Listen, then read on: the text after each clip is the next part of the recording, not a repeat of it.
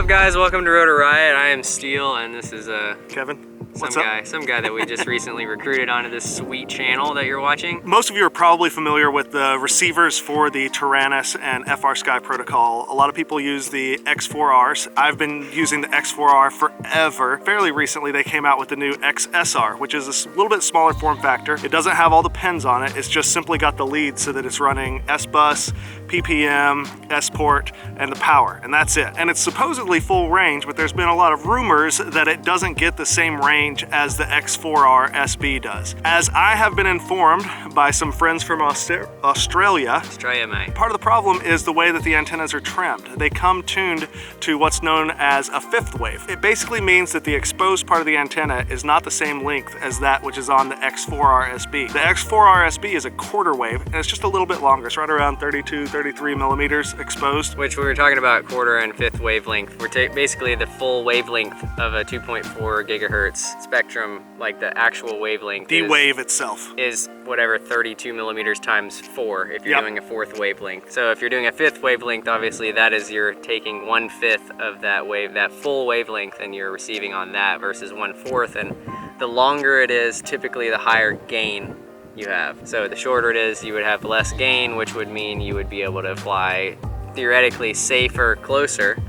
But I've never had a problem with a fourth wave, so I don't know why they went to a fifth wave. What I have heard is that if you trim the XSR's antennas to be the same as the X4R, which is a quarter wave, that you get similar range on the XSR versus the X4R. Yeah. So what we have with us today is my 3 current working quads. One of them has an X4R SB, one of them has an XSR, which is stock, and one of them has a modded XSR antenna with quarter wave antennas on it. So it has the same antennas as the X4R. So what we're gonna do is we're gonna do a range test where we just fly until fail-safe, and I've tested the fail-safe on all my quads. When it fail-safes, it falls out of the sky. We're gonna put the controller in range test mode, which gives it a much less output, and then we're just gonna fly to fail-safe and see which receiver makes it the furthest. We may just say, you know what, I've decided which is best, and move on. And we're gonna measure these things by me standing out in the field, and I'm gonna stand wherever the quad lands, and then he's gonna try to beat it with the next quad. And I'm assuming they'll be pretty close. Unless I'm wrong, then I'll be walking a lot, and if I'm right, then hopefully the quads will all crash near me. So I'm gonna be having fail-safing quads just completely out of control, and we are doing this in range test mode, so it's gonna be roughly a 30th of what you would normally be able to get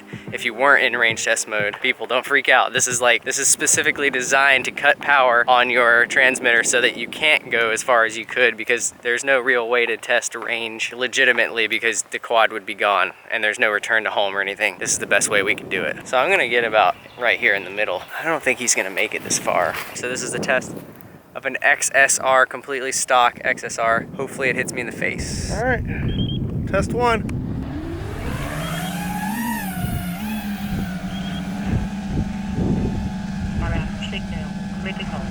Oh God, that was it.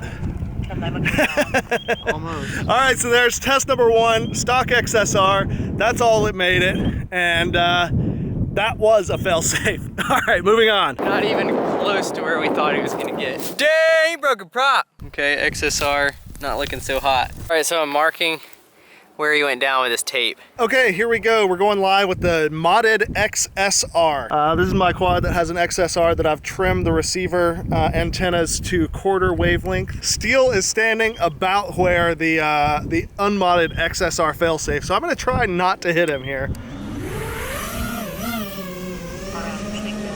Here comes the modded XSR. Whoa, okay. Oh.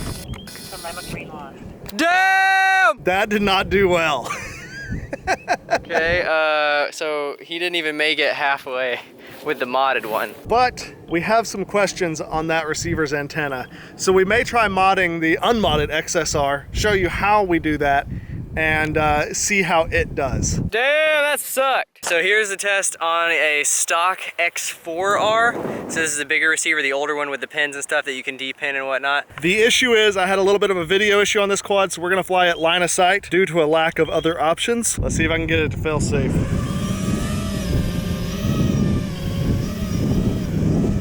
So he doesn't have any FPV because that VTX is f***ed. So he's basically flying line of sight out as far as it goes until it fail safes, and hopefully it doesn't fail safe over. Oh my God. Holy Okay. oh God, that's far. That went a lot further.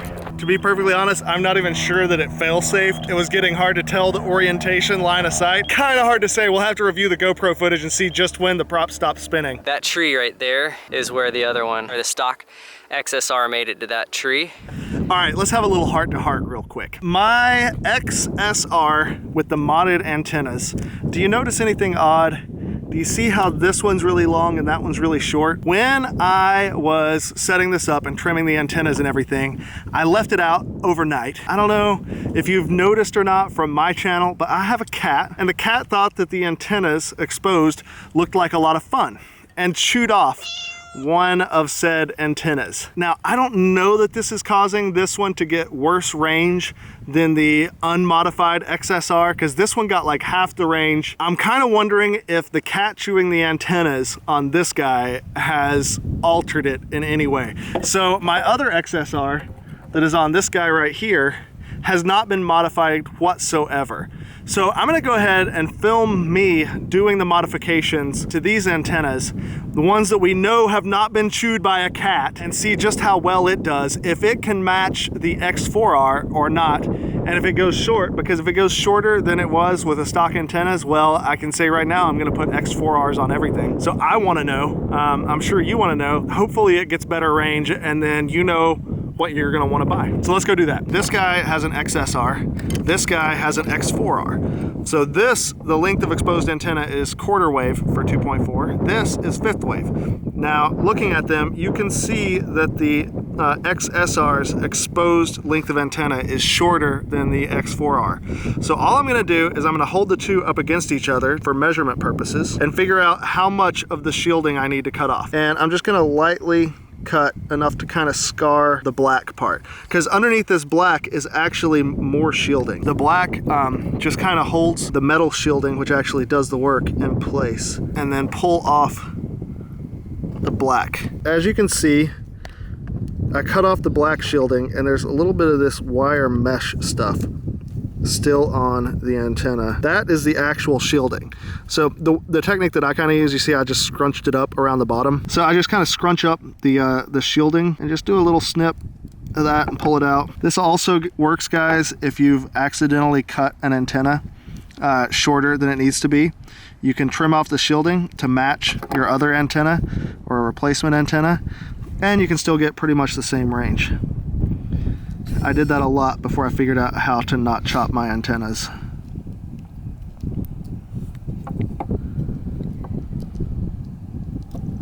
There we go. And that's basically all of the shielding minus a couple extra strands, which I'll snip off now. And that's it. That's how you trim a fifth wave antenna down to a quarter wave. I'm gonna do the other side, wrap them both in electrical tape, and we'll go test and see if we can get anything close to that range. All right, we're in range test mode, just like all the other times. You hear it beeping to know that's the case. Here goes. Fingers crossed. Please be longer. I don't want to have to buy new receivers. All right. I don't really see Steele out there. Don't you beat the X4R, you Oh. Is he even in range test? That's it. Okay. Dude, yes, that is an XSR. That is essentially the exact same range as I was able to get on the X4R. So if you properly modify your antenna and you don't let your cat chew on it, you will get that kind of range. All right, hell yeah. Here's the X4R, but he was doing it line of sight, so you know. And then we have the XSR that just made it really freaking far, and his GoPro fell off. Kevin is way up there. All right, I'm tired of walking. I want to go home and nap, but we did learn some stuff. Don't let your cat nibble on your antennas. That's number one. And number two, apparently the X4R, I think honestly it would have gone just as far, but you flew it line of sight. Yeah, I think, okay, so was the XSR actually further out there? Way further. Really? Yeah, like a good 100 feet or so.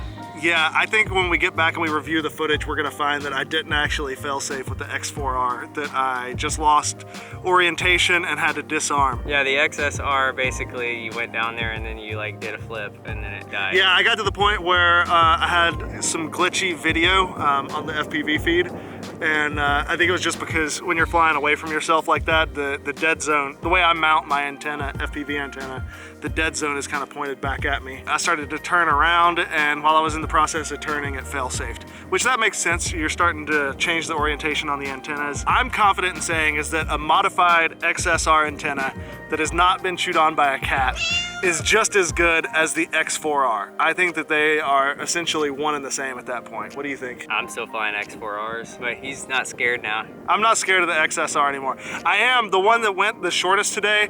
I am going to put some new antennas on it and then do range tests to make sure that I can get it back up to a good... To par. Yeah, because what it did today was unacceptable. We can do better than that. I think that the XSR is a solid option. Yeah, I'm not buying them, but they're good. Because you gotta modify it. I don't like modifying it. All right, well. I just like stuff that works out of the But box. you use pins on your receiver, right? Yeah. See, if I get an X4R, I take all the pins off. Yeah. So I have to modify either one. You can buy D-pinned X4Rs. I know, but it's also just... Oh, it's bigger. It's got 2 micro FL connectors on it. All right, whatever. Anyway. Yeah, they're different, but they're both good options. Thanks for watching this episode of Rotor Riot. I hope you enjoyed it. If you did, and you think you want to see something else very similar to this, you can put it in the comments section below. Or you could like the video because that helps us out a lot. And if you don't like it, then unsubscribe, you No, don't do that. Let us know if you have any other ideas, or if you know of a way to modify other pieces of gear that really improves the performance. We'd love to test it out and see how well that works. So yeah. Peace. Bye.